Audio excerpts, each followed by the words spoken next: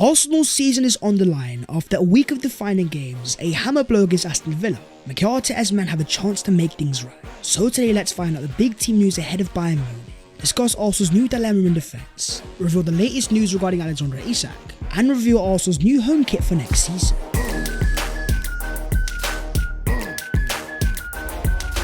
Yo, what is going on guys? My name is Baz14, welcome back to your boys channel, and it has been a testing few days as Arsenal fans.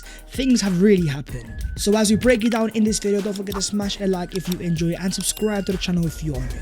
But let's start off with Arsenal's big test. And what's been a testing week for Arsenal with two massive games. Bayern at the Emirates ending 2-2. Then you had the game against Aston Villa. A game that in the first half Arsenal showed they could dominate. At half-time, despite the score at 0-0, Arsenal had a 1.32 XG and 14 shots on goal, 32 touches in the opposition box and 56% possession. So how does a game end 2-0? How does Leon Bailey end up 3 on the far post to make it 1-0? How is Ollie Watkins allowed to score a dagger in the last minute? It all starts off with the XG. Despite Arsenal ending at 1.87, Villa had 1.33. That may not be as high as Arsenal's, but it's the highest that Arsenal had conceded so far in all of 2024, a year that on average they've only been letting 0.4 per game. The reality was that something changed in the second half, shown perfectly by the passing networks when in the first half, Arsenal are clearly well balanced and know exactly where to be. Then cast your eyes to the second. Players are all over the place and the team is clearly disjointed. As the field tilt shows, the first half may be dominant, but the second half was all Aston Villa.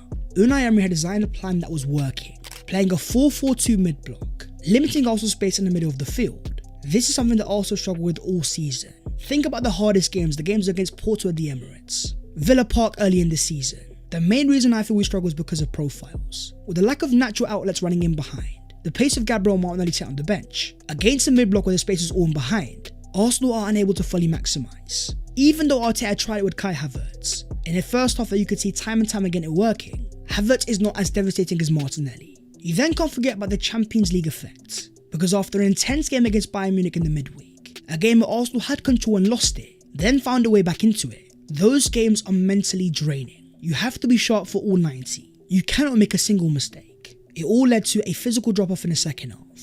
For an Arsenal team that is always intense in their pressing, you could see the tired legs, with even Martin Odegaard not being as involved, subbed off alongside Benjamin White. This is Arsenal getting used to a new test. Last year it was all about the title race. Now you've also got to balance the Champions League. How do you save your legs? What's the best rotation to make?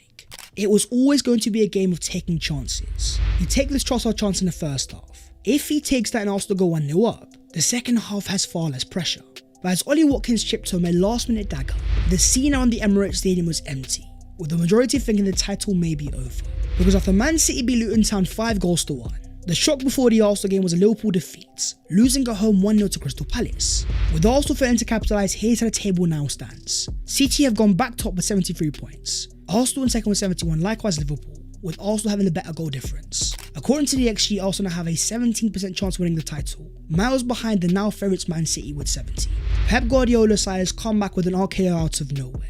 Their key players are back at the perfect time. They've got the most experience out of any team in the league, with a manager that has changed the entire league.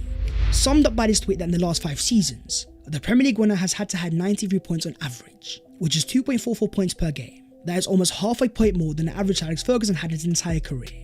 To beat a Pep side to a title is incredibly difficult. But as Declan Rice says after the game, it's not over yet, there are still 6 games to go.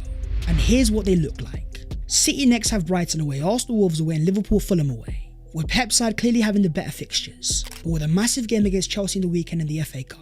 It means that Arsenal get to play twice again before City play. If they were to win both, they could go 4 points clear before City even play again. Another saving grace is going to be our goal difference. With plus 49, Arsenal still have the best in the league, even if we are 2 points off. As much as a City draw could change things back in Arsenal's favour. Now of course you're going to have fans say it's copium. The title is over, it's time to give up.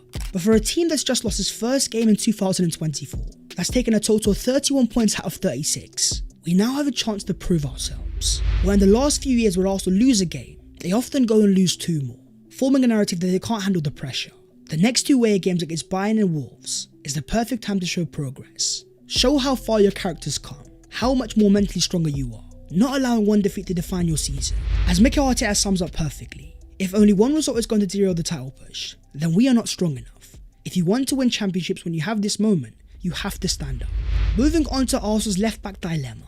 With the full-time whistle blowing on Sunday, many Arsenal fans disappointed and some very angry. There was a lot of heat on Alexander Zinchenko, starting in an important game and not being at his best. In the second half, he was trying stupid things. A nutmeg on the edge of the box that nearly cost us a goal, well below the Arsenal line, ruining our compactness. Arsenal fans know Zinchenko is not reliable defensively, but what's been his biggest strength of taking risks in this game was his biggest weakness. A clear lack of trust around the Emirates every time he was on the ball.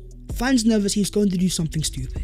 As perfectly summed up by the Gunner blog. In a season which Arteta has worked so hard to eliminate on-the-field jeopardy, Zinchenko is beginning to feel like a relic of last season and a more chaotic team. The whole purpose of Zinchenko is meant to be control, giving Arsenal technical security and ways to progress. If he can't even offer that, with the likes of White, Saliba and Gabriel all going on the ball, you have to ask the question, have Arsenal evolved past Zinchenko? According to The Athletic, Arsenal are now considering signing a left-back this summer, with the club not engaged in significant negotiations to renew the contract of Alexander Zinchenko. You think about the effect of Jakub Kiwior. Despite a poor performance against Bayern Munich, in the grand scheme he had made Arsenal more defensively secure, eliminating any level of weakness. What Arsenal now need is a balance. A left-back that is as good as Kiwior defensively, but can also offer the on-the-ball quality of Zinchenko. And that's where you've got Yuri and Timber. As you can see here, back in full Arsenal training, Mikel confirms to the media. He's closing on a return, but he needs to play at least a game with the under-23s. He's going to have an in-house game soon as well. But in the inquest against Aston Villa, another player that came into question was Kai Havertz. Starting as a left number 8 for the first time in a while. In the first half he may have been effective, but there were Arsenal fans questioning. If Havertz was working so well up front, why did Mikel change from it? Especially when you compare him to Gabriel Jesus. With Havertz up front, Arsenal have a far better win ratio, averaging over 1 more goal per game. Havertz is not only a better outlet for Arsenal, but he also gives better box presence. A 6'4" frame to aim at, occupying centre backs and causing issues. But at the end of the day, it all comes down to goal scorers. And looking at the top 6 in the Premier League this season, you've got a Chelsea player, you've got a City player, you've also got a Liverpool player, and you've also got Ollie Watkins. Scoring against Arsenal and showing his pedigree, causing Gabriel so many issues. Samuel Mokbel now confirms Ollie Watkins is a part of Arsenal's striking target list this summer. However, his age and price of more than €80 million are going to be obstacles. At 28 years of age, a former Arsenal fan, who confirmed during his days of playing for Brentford, his dream is to one day play for Arsenal. 19 goals from next year, 15.44 shows clinical finishing. But for an Arsenal team that also needs creativity, Watkins would also offer 10 assists, with 9 big chances created, showing his ability to link the play. And Arsenal looking for a striker inside the Premier League is a wise move. The hardest league in the world that takes time to adapt to. Watkins has clearly proved himself. But likewise as a certain Swede, we are talking Alexander Isak of Newcastle United. In supreme form with 5 goals in his last 4 league games, Isak now has 17 goals this season from next year of 15.9, with a very impressive 28% goal conversion. As Ben Jacobs confirms, also like many others appreciate Isak, but most suitors know that Newcastle don't want or plan to lose Isak. It is true that Newcastle will be looking for outgoings to help balance their books, especially if they don't qualify for Champions League football. Isak is not a player I expect them to entertain offers for, but I'm a firm believer that every player has a price tag, especially for someone like Isak, who wants to prove himself at the highest level, play for a club that is fighting in the Champions League. You often hear comparisons to Thierry Henry, that similar 6'3" frame with pace to glide. Isak would offer Arsenal a profile we desperately need, a player of moments, someone that can make something out of nothing, dribble past players and make a moment of magic. City have it with Kevin De Bruyne, Liverpool have it with Mo Salah. The question then becomes about Alexander Isak. If Arsenal were to sign him, could he become our Mr. Inevitable? Moving on to the other Arsenal news today. With only 6 games left for the 2023-24 season, the image of the future is getting closer, with this being the new reported Arsenal home kit for next season, as confirmed by the reliable Team News and Ticks. The leaked image that went around the other day is real. Next season's home kit will have a cannon badge instead. Here's how the kit looks on Jorginho, very much different to this year's, with navy blue alongside red and white.